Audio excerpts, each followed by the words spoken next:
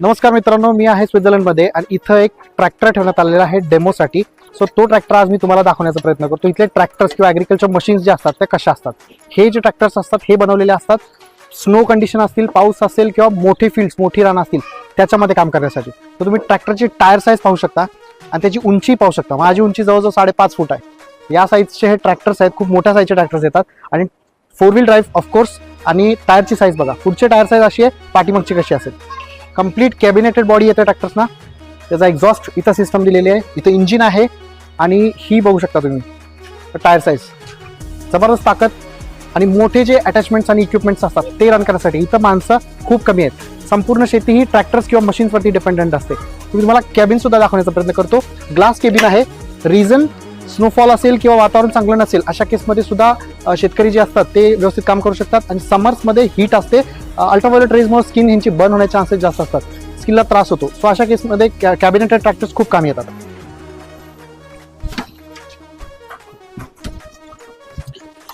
या तो मित्रांनो तुम्ही बघू शकता कॅबिन जी आहे ती कम्प्लीट कवर्ड आहे आणि प्रॉपर व्यवस्थित चांगल्या बॉडीने कवर्ड आहे. फक्त मेटल शीट किंवा प्लास्टिक किंवा असं म्हणतो ना टेम्पररी काही नाहीये. आणि याला जी आपण म्हणतो आपल्या आजच्या कार्समध्ये जे आपल्याकडे मिळतं वरती जी ओपनिंग असते तर ती सुद्धा इथं देण्यात आणि ती मॅन्युअल आहे. तुम्ही उघडू शकता किंवा क्लोज करू शकता as per depending on whether conditions.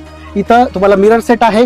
पूर्ण जी कॅबिन आहे ती ग्लास कवर्ड आहे, त्यामुळे तुम्ही विजिबिलिटी जी आहे चारही बाजूला शेतात तुम्ही चांगल्या पद्धतीने लक्ष ठेवू शकता.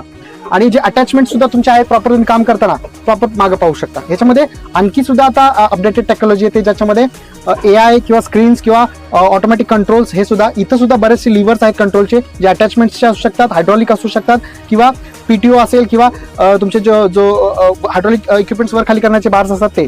आणि इथं जे ह्याच्यामध्ये कॅबिनमध्ये कंट्रोल करण्यासाठी जसे की टेम्परेचर किंवा AC, व्हेंटिलेशन ह्या सगळ्या गोष्टी इथं कंट्रोल करण्यासाठीचे जे हे दिलेले आहेत कंट्रोल्स आहेत वेगवेगळे तुम्ही पाहू शकता. 2 मोठे स्पीकर्स आहेत. सो म्युझिक सिस्टम किंवा एखाद्याला कॉन्टॅक्ट करायचा तुम्हाला तो सॅटेलाइट फोन्स किंवा ह्याच्या थ्रू तुम्ही दुसऱ्या जर एखादा ट्रॅक्टर ऑपरेट करत असेल तर त्याच्याशी सुद्धा इथं कॉन्टॅक्ट करू शकता.